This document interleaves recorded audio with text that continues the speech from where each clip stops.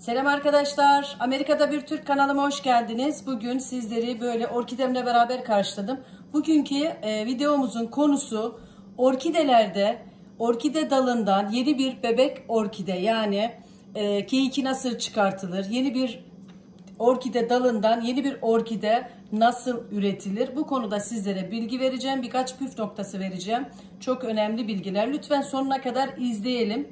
Başlamadan önce bebek dalından orkide nasıl çıkarılır? Bunun için neler yapıyorum? Bu konuya geçmeden önce orkideler hakkında kısa bilgiler de vermek istiyorum. Çünkü bazı arkadaşlarımız ben orkide yetiştiremiyorum. Kesinlikle yetiştiremiyorum ama çok seviyorum diyen arkadaşlarımız var. İnanın orkide bakımı o kadar zor değil. Sadece bir iki püf noktasını bilmek gerekiyor. Bunlar nedir? Sulaması, bakımı. Bu konularda kısa bilgiler vereyim arkadaşlar. Ondan sonra da bebek dalından orkide bu şekilde orkidelerin büyümesi için neler yapıyorum? Çok küçük püf noktaları vereceğim ve sizin de orkideleriniz bu şekilde çok sağlıklı, canlı yapraklar ve dalından da böyle yeni bebek orkideleriniz olabilir. Bunun için ne yapıyoruz? Orkideler için en önemli konu sulama. Sulama çok önemli arkadaşlar. Bunu kışın haftada bir kez orkidelerimizi sulamamız yeterli. Yazın 2 kere, haftada 2 kere sulamamız gerekiyor. Bunun için de sulama yapmadan önce oda sıcaklığına göre bazı evler aşırı sıcak olabilir. Bu şekilde köklerini kontrol ediyoruz. Eğer kökleri griye dönmüşse, yeşil değilse bunun suya ihtiyacı var demektir. O zaman orkidemizi suluyoruz. Sularken de daldırma yöntemi en güzel yöntem benim için orkidelerde. Üstten suladığınız zaman orkideler tamamen bütün kökleri ıslanmayabilir, toprağı ıslanmayabilir. Ama en önemlisi daldırma yöntemiyle bir kabın içerisine su doldurup daldırma yöntemiyle sulama yapabilirsiniz. Bu daha sağlıklı olur arkadaşlar. Bunu da söyleyeyim. Orkideler kesinlikle doğrudan güneş ışığını asla sevmezler. Ama ışık alan bir yeri de severler. Çok kolay hava akımından etkilenebiliyor orkidelerimiz arkadaşlar. Kesinlikle hava akımı olan yerlerde orkidelerimizi kesinlikle bulundurmamalıyız. Eğer hava akımından etkilenebilecek bir ortamdaysa bunun için de önlemler almamız gerekiyor. Her bitki gibi zamanla topraktaki vitaminler ve mineraller orkidemizin toprağında da ölebilir. Bütün bitkilerimiz de aynı şekildedir. Menekşelerde, yılbaşı çiçekleri ve bütün aklımıza gelebilecek olan bütün çiçeklerin toprağındaki vitamin ve minerallerin belirli bir süre sonra öldüğünü ve kaybolduğunu, çiçeğimiz tarafından emildiğini biliyoruz. Bunun için de ne yapıyoruz? Orkidelerimizde dahil mutlaka yılda 1 ya da 2 kez topraklarını kesinlikle değiştirmemiz gerekiyor. Çünkü vitamin ve mineraller bakımından ölmüş olan bir çiçek toprağının çiçeklerimize kesinlikle hiçbir faydası yoktur. Bunu da göz önünde kesinlikle bulundurmamız gerekiyor. Saksı değişimini ilkbahar ve yaz aylarında bütün çiçeklerimizde olduğu gibi orkidelerimizde de aynı şekilde ilkbahar ve yaz aylarında saksı değişimlerini yapıyoruz. Bunun için de dikkat etmemiz gereken saksı değişimleri yapılırken özellikle orkidelerimizin bu şekilde şeffaf saksılarda olması gerekiyor. Güneş ışığını yani ışıktan faydalanmak için böyle şeffaf bir saksıya koyarsanız hem sulamaya ihtiyacı var mı yok mu, köklerinin kuru mu sağlam mı veya çürük mü olduğunu çok rahat bir şekilde köklerini takip edebileceğiniz böyle şeffaf bir saksıda bulunması gerekiyor. Bu çok önemli. Saksı değiştirirken de ters çevirip saksımızı tamamıyla içerisinde toprağının köklerinin etkilenmemesi için çok dikkatli bir şekilde saksısını değiştiriyoruz ve çürüyen ya da kuruyan kökleri varsa bunları da aynı şekilde kesinlikle ayıklıyoruz.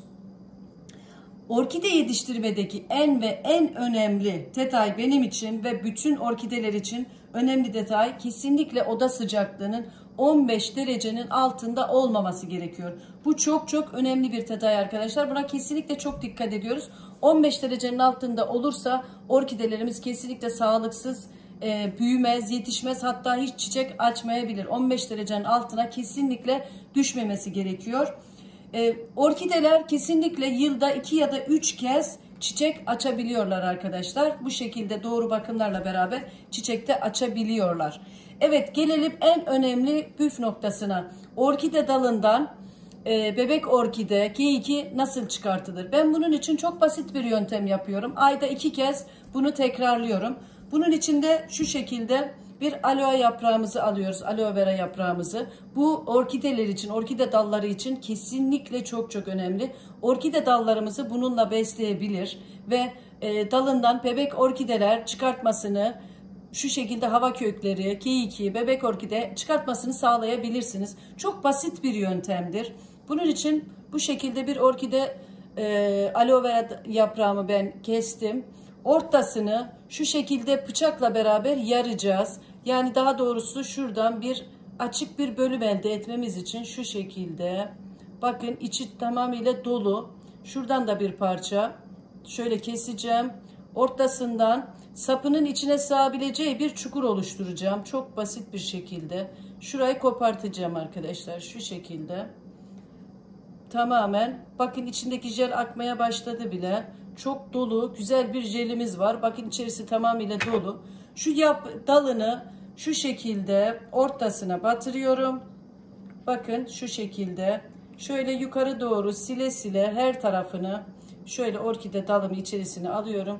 Şu şekilde dalını bununla beraber ayda 2 kez aloe vera jeli ile beraber şu şekilde besliyorum. Bu tamamıyla orkide dalındaki şu gözler tamamıyla bu vitamini buradan çekiyorlar ve kesinlikle çok güzel dallarından orkidemizi güzel bir şekilde besliyoruz. Daha sonra bunu blenderdan çekip suyuyla orkidemizi de suluyoruz. Şu şekilde göstereceğim. Bakın. Her tarafını, dalının sap kısmını bununla beraber siliyorum. Bunu ayda 2 kere tekrarladığınız zaman hiç açmayan orkideleriniz bile hızlıca çiçek açabilirler. Ve dalından bebek orkideleriniz çıkabilir. Bakın şu şekilde güzel bir şekilde iyice ben besledim şu anda dalından. Şu şekilde arkadaşlar tekrar gösteriyorum. Çok basit aloe vera'nın orta kısmını çıkarıyoruz. Bu şekilde ve dalını buraya yerleştirip bu şekilde besliyoruz. Evet arkadaşlar bu önemli bir püf noktasıydı orkidelerimiz için ve ben bunu uyguluyorum ve devamlı uyguladığım için dalından bu şekilde bebek orkidelerim çıkıyor arkadaşlar. Onu da sizinle paylaşmak istedim. Bu detayı unutmuyoruz. Orkideler hakkında kısa kısa en önemli püf noktalarını sizlere vermeye çalıştım. Sizler de rahatlıkla bu şekilde orkideler yetiştirebilirsiniz. Bu şekilde canlı yapraklar ve dalından yeni çıkan bebek orkideler yetiştirebilirsiniz. Bu videomu izledikten sonra aklınıza takılan bir şey olursa bana mutlaka mesaj yazın. Sorularınızı ve mesajlarınızı bekliyorum. Yeni videolarımda görüşmek üzere diyorum. Hala kanalıma abone değilseniz abone olup zil sesini açarsanız yeni videolarımızdan da haberdar olabilirsiniz. Sevgiler, selamlar, hoşça kalın.